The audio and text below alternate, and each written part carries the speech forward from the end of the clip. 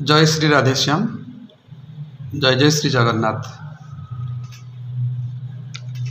दिने थिली मुझे तोर आपणार कथा से कालर मने पड़ुछि।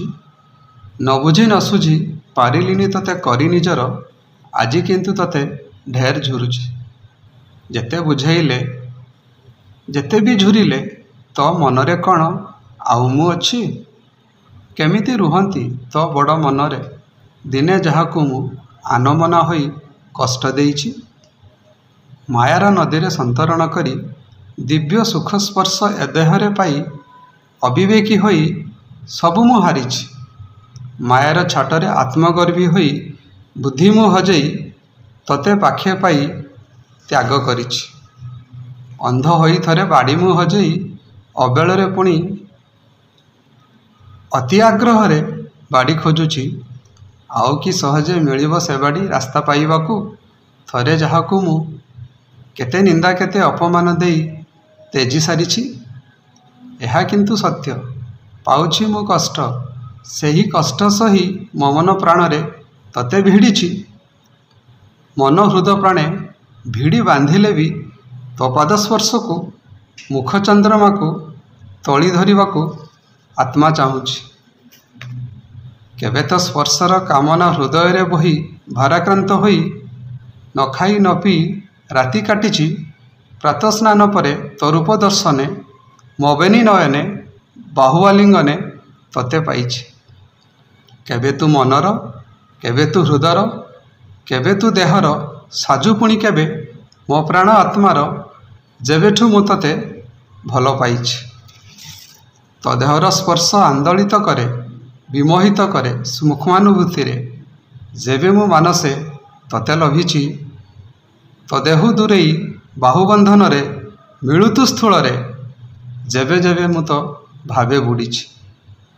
कि महा जतने गढ़ा तोर तनु पाइछि जे स्पर्श से ही जानिछि। लिभेनी लिभुनी केबे लिभिबनी मो हृदय मनरु दृढ़तार सह मो आत्मा कहूछि। जेबेठू मु तते मोर आखिरे देखिछि निद्रित नयने नीति तर से रूपकू झुरुछि। जेबे तो छुआर सौभाग्य लभिछि दिन पर दिन सतेत पाइका मो भल पाइबा बढ़ी चलीछि। प्रति मुहूर्त रे मो भितरे मते जेते खोजिले भी मते जमा नुह तते ही पाउछि। तते मो भितरे जेते मु पाउछि सतरे ताठारु ढेर बेसी तते केवल तते ही खोजुछि। अज्ञानीटे मुझे जानी भी पारुनी तो भितरे रहिबा पथ मु हुड़ीछि। ठकी जिबा परे पथभ्रष्ट होई स्पष्ट दिवालोके तीपटिय धरी तते ही खोजुछि।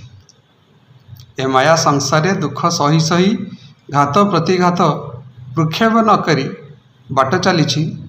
तथापि जीवने अबा मृत्यु परे तते पाइबा प्रयास मो आत्मारु मु जारी रखिछि। तू मते भल पा कि न पा मु किंतु तते निजर करी मो निजको तते समर्पी देइछि। मु तोर केबे हुए कि न हुए तिळे चिंता नहीं। तते किंतु मोर मो निज आत्माठू ढेर बेसी निजर बनै सारिछि। तते किंतु मोर मो निज आत्माठू ढेर बेसी निजर बनै सारिछि। धन्यवाद।